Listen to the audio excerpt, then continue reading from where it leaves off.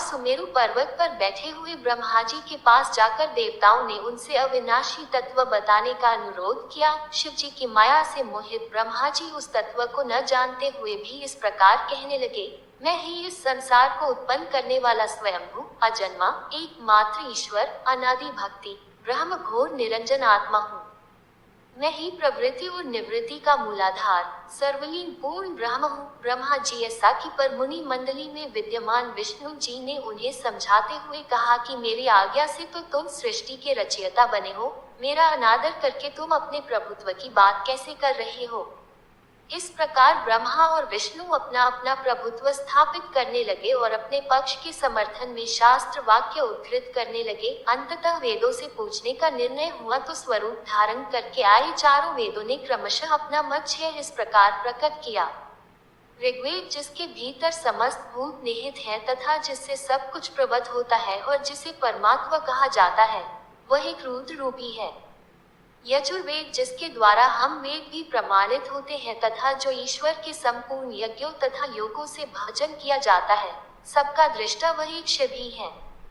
सामवेद जो समस्त संसारी जनों को भरमाता है, जिसे योगी जन ढूंढते हैं और जिसकी भांति से सारा संसार प्रकाशित होता है, वे एक त्रयंबक शिव जी ही हैं।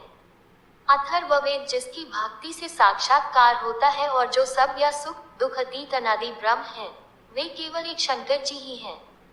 विष्णु ने वेदों के इस कथन को प्रताप बताते हुए नित्य शिवा से रमन करने वाले दिगंबर पीतवर्ण धूली दूसरित प्रेमनाथ कुवेटाधारी सर्वावेष्टित वृपन वाही निःसन शिव जी को पर ब्रह्म मानने से इनकार कर दिया। ब्रह्मा विष्णु विवाद को सुनकर ओंकार ने शिव जी की ज्योति नित्य और सनातन पर ब्रह्म बताया, परंतु फिर भी शिव माया से मोहित ब्रह्मा विष्णु की बुद्धि नहीं बदली। उस समय उन दोनों के मध्य आदि अंत रहित एक ऐसी विशाल ज्योति प्रकट हुई कि उससे ब्रह्मा का पंचम सिर जलने लगा। इतने में त्रिशूलधारी नील लोहित शिव वहां प्रकट हुए तो अज्ञानतावश ब्रह्मा उन्हें अपना पुत्र समझकर अपनी शरण में आने को कहने लगे। ब्रह्मा की संपूर्ण बातें सुनकर शिव जी अत्यंत क्रोध हुए और उन्होंने तत्काल भैरव को प्रकट कर उससे ब्रह्मा पर शासन करने का आदेश दिया। आज्ञा का पालन करते हुए भैरव ने अपनी बाईं उंगली के नखाग्र से ब्रह्मा जी का पंचम सिर काट डाला। भयभीत ब्रह्मा शतरुद्री का पाठ करते हुए शिव जी के शरण हुए। ब्रह्मा और विष्णु दोनों को सत्य की प्रतीति हो गई और वे दोनों शिव जी की महिमा का गान करने लगे। ये देखकर शिव जी शांत हुए और उन दोनों को अभयदान दिया। इसके उपरांत शिव जी ने उसके भीषण होने के कारण भैरव और काल को भी भयभीत करने वाला होने के कारण काल भैरव तथा भक्तों के पापों को तत्काल नष्ट करने वाला होने के कारण पाप भक्षक नाम देकर उसे काशीपुरी का अधिपति बना दिया। फिर कहा कि भैरव तुम इन ब्रह्मा विष्णु को मानते हुए ब्रह्मा के कपाल को धारण करके इसी के आश्रय से भिक्षावृत्ति करते हुए वाराणसी में चले जाओ। वहाँ उस नगरी के प्रभाव से तुम ब्रह्म हत्या के पाप से मुक्त हो जाओगे। शिव जी की आज्ञा से भैरव जी हाथ में कपाल लेकर ज्यों ही काशी की ओर चले, ब्रह्म हत्या उनके पीछे पीछे हो चली। विष्णु जी ने उनकी स्तुति करते हुए उनसे अपने को उनकी माया से मोहित न होने का वरदान मांगा।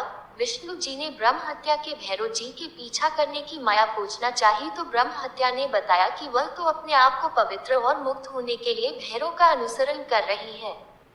भैरव जी ज्यों ही काशी पहुंचे त्यों ही उनके हाथ से चिमटा और कपाल छूटकर पृथ्वी पर गिर गया और तब से उस स्थान का नाम कपाल मोचन तीरथ पड़ गया। इस तीरथ में जाकर सविधि पिंडदान और देव पितृ तर्पण करने से मनुष्य ब्रह्म हत्या के पाप से निवृत्त हो जाता है।